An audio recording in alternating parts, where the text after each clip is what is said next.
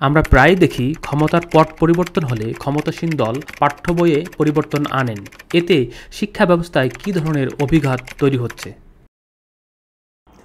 শিক্ষা ব্যবস্থাপনাতে শুধু পাঠ্যপুস্তক না, শিক্ষা পদ্ধতিতে গোলমেলে হয়ে গেছে।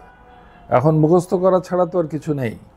নিজের থেকে একটা শিক্ষিত ছেলে একটা জিনিস গুছিয়ে লিখবে, সেটাই তো পারে না, তাই না? কাজেই আমার এমন অভিজ্ঞতা হয়েছে, ইন্টারভিউ নিতে বসেছি ইংরেজি রেমে, প্রশ্ন করা হচ্ছে ইংরেজিতে, প্রার্থী উত্তর দিচ্ছেন, আমি কি বাংলায় উত্তর দিতে পারি? তো এই হচ্ছে দুরবস্থা। আমরা বাংলাও সুন্দরভাবে সঠিকভাবে লিখতে পারি না, তাই না?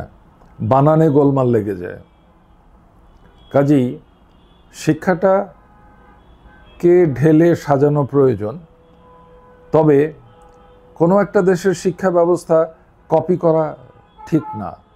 তাদের প্রিন্সিপালগুলো দেখে, যেমন আমেরিকাতে প্রতি বছর তাদের প্রমোশন হয়ে যাচ্ছে, কিন্তু ছাত্রর জ্ঞানে অর্জন জ্ঞানটাকে ক্যাপচার করার ক্ষমতা বিবেচনা করে তাকে সেইভাবে ট্রেনিং দেওয়া হয়। একটা ক্লাসে 20টা ছেলে আছে, হয়তো 20টাকে 5টা ব্লকে ভাগ করে টিচার সেইভাবে হ্যান্ডেল করছেন। বাট মূল কথা হচ্ছে কিছু বিষয়ে নজর দিতে হবে। এক্সপ্রেশন ক্ষমতা, মতামত প্রকাশের ক্ষমতা, অঙ্ক, গণিত। আমি ব্র্যাকে বসে কথা বলছি, ব্র্যাকের স্থাপক যিনি স্থাপনা করেছিলেন স্যার ফজলে হাসান আবেদ, তিনি নিয়ম করে গেছেন যে ব্র্যাক ইউনিভার্সিটি থেকে যেই পাশ করুক তার অঙ্কে জ্ঞান থাকতে হবে।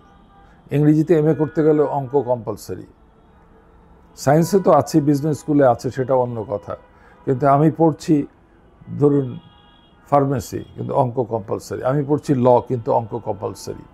কাজেই জ্ঞানের ক্ষেত্রে কী কী থাকা উচিত, এর উপরে প্রচুর গবেষণা আছে।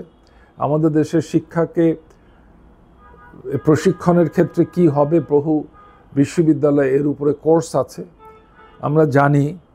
কিন্তু ওই যে আবার ওই রাজনীতিবিদদের ব্যাপার, একটা গ্রুপ ক্ষমতা থাকলে যে কবিতা পাঠ্য হয়, অন্য গ্রুপ আসলে এটা বাতিল করে কবিতা বদলানো হয়, এগুলো সঠিক না। শিক্ষাটাকে শিক্ষার জন্যে নতুন করে করতে হবে।